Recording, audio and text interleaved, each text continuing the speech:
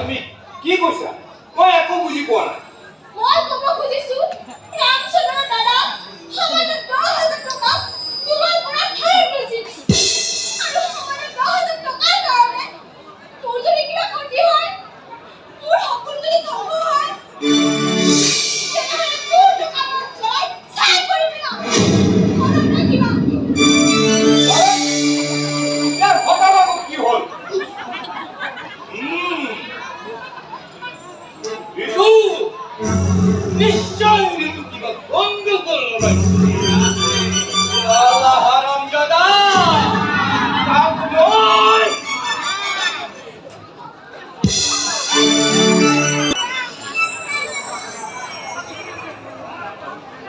ওই কাকা ওই ওইটা রোজ কি তোর গন্ডগোল है ভিতরে যা তোর পরে যখন কেটে বাবা বাঁধি তো এই কলেরে বাঁধি তো দেউতা কলে কিনিব নহলা টকা লাগে টকা তুমি টকাৰ বাহিৰে একো চিনিয়ে নোপোৱা টকাৰ ওপৰত তুমি অন্ধ বিশেষণে হেৰি টকাৰে কাৰোবাৰ মনত কষ্ট দিব পাৰে যন্ত্ৰণা দিব পাৰে কিন্তু মোক এনেকুৱা লাগে যে মোক এইখন ঘৰত কিয় জন্ম পাইছো কি কৈছা তুমি এইখন ঘৰত জন্ম পাব নালাগিছিল তোমাৰ মাজনী তুমি এটা কাম কৰিবা তুমি তো মাঝে মাঝে মন্দিৰত যোৱা তাতে গৈ তুমি প্ৰাৰ্থনা জনাবা যে ইয়াৰ পিছৰ জন্ম তোমাৰ দুখীয়া ঘৰত হয়গে তেতিয়া তুমি বুজি পাবা এই জীৱনত টকাৰ গুৰুত্ব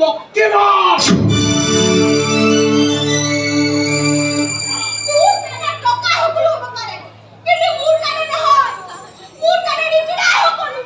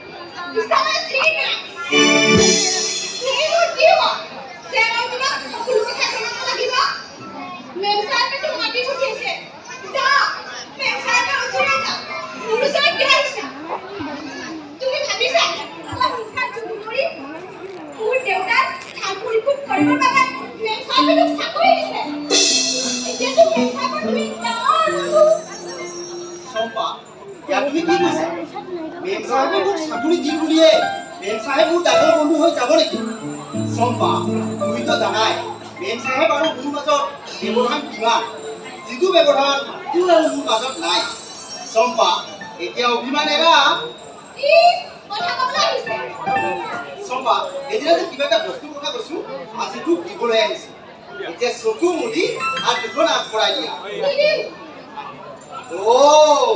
বুজি পাইছো সেইদিনা তুমি দিয়া টকাখিনি ভাৰত নোলোৱাৰ বাবে এনেকুৱা অভিমান কৰিছা ঠিক আছে বস্তুটো মই তোৰ কাৰণে আনিছো তুমি যদি নোলোৱা মই মেম চাহাবকে দিয়া হ'ল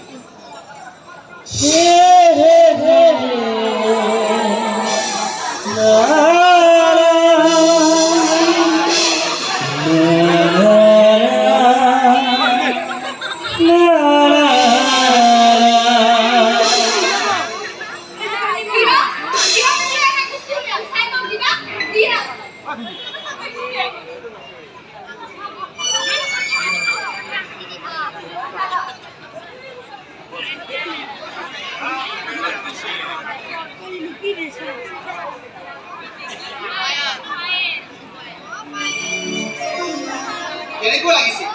ভাল লাগিছে। চম্পা এই পায়েলযোৰ খুব ধুনীয়া লাগিব আৰু এই পায়েলযোৰ পিন্ধি তুমি যেতিয়া খোজ কাঢ়িবা তেতিয়া এই পায়েলযোৰৰ শব্দত তোমাক বাৰে বাৰে মোৰ কথা মনত পেলাই দিব তেতিয়াহ'লেতো এই পায়েলযোৰ পিন্ধিব লাগিব। এই পায়েলৰ শব্দত